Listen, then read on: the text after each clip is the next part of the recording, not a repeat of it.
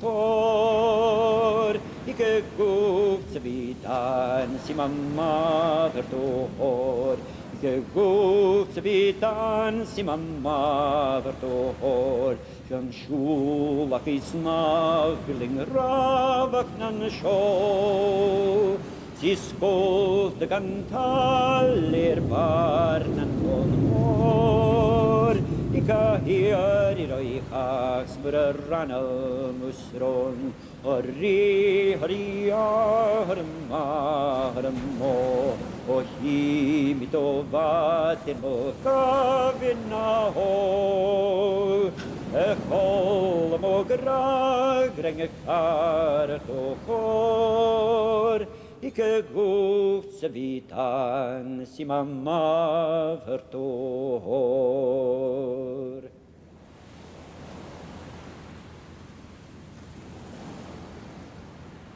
Well, Ardbeg used to be a thriving village. When the distillery was up and running at its full capacity, it was a thriving village. They had a shop, they had a post office, they had everything. And the puffers came in, took whiskey away, coal and everything used to come in back and forth. So it was very, very lively. And when the distillery closed, the whole life went out of the whole community.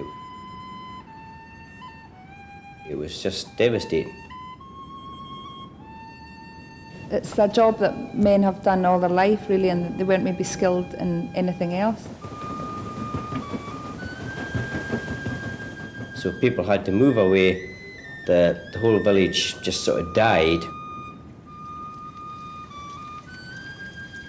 There was a kind of depression on the place for a long time, you know. It's just a wee village, and any job losses affects the economy, really.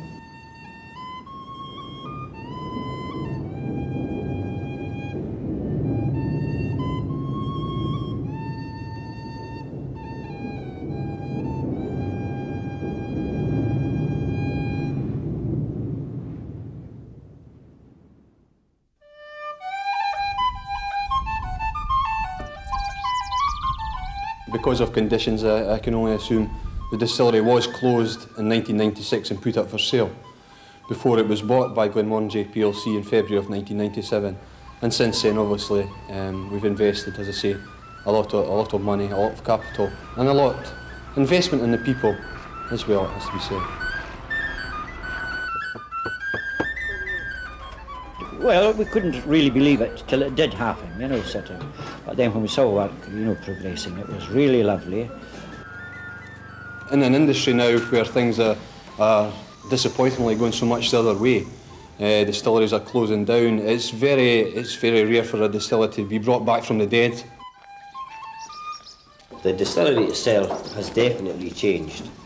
It has gone from being second fiddle to another major distillery, which is where Ardbeg ought to be because it is such a unique brand. A lot of distilleries now are like factories.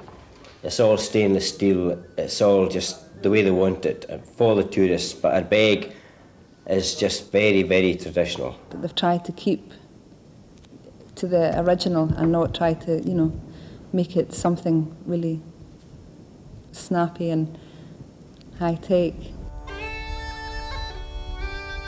Here at Ardbeg we have certain unique character that we certainly want to keep and promote.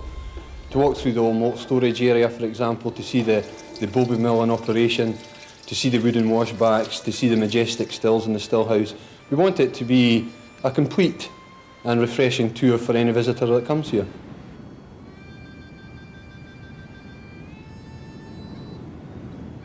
That lovely feeling has come back, you know, really, really quite nice.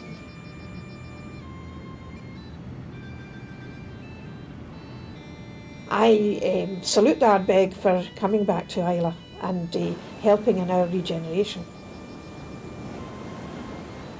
Oh, it's brought a whole new lease of life to this whole end of the island. With the amount of people that are working in the distillery and in the visitor centre, it's a huge boost to the whole island. I don't think anyone really thought it would have turned out like this. It's beyond what they imagined it would be like. My heart can wild that's weighed with love. It's just a joy to everyone who loves Ardbeg and who loves Islay to come up and see the lovely new visitor centre you have and the lovely lunches you can get in Ardbeg. It's also helping in our tourist industry in that part of the island.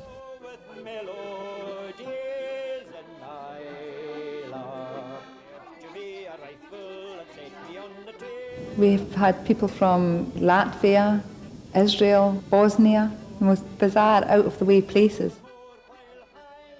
People making pilgrimages from all over the world to come and visit their favourite distillery, to feel the atmosphere of Ardbeg. People who are visiting are kind of growing with the distillery, growing with Ardbeg.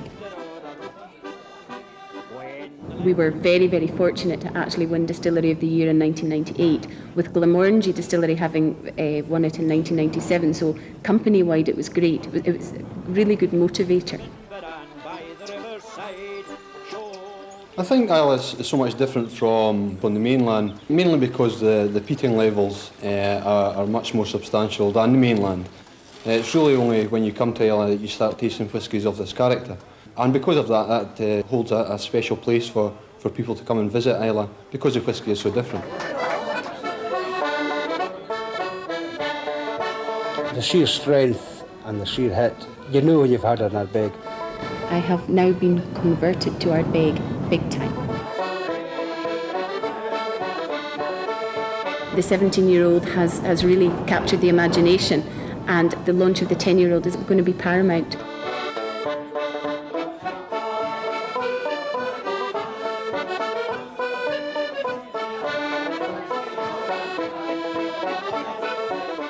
We're dealing with a quality product here. I'm positive enough to think that we will succeed. It would be difficult to fail.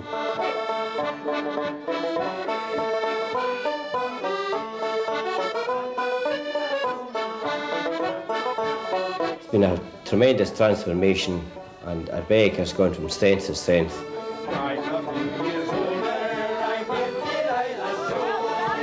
We have a feeling the distilleries believe in us as we believe in the distilleries. It's got that lovely, alive feeling, you know, it's got a purpose, which is nice, it's lovely.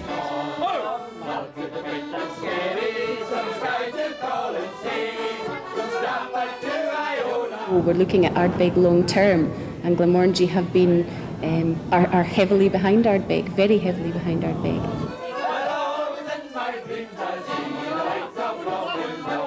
Well, Ardbeg is a malt whisky with extreme depth. It's exceptionally well balanced. Ardbeg is a whisky with smoke, it has fruit, it is sweet, it has floral notes. Really, Ardbeg is a malt of exceptional quality.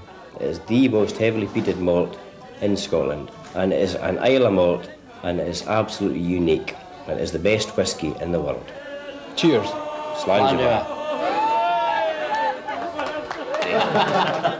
Thank you very much, that was lovely.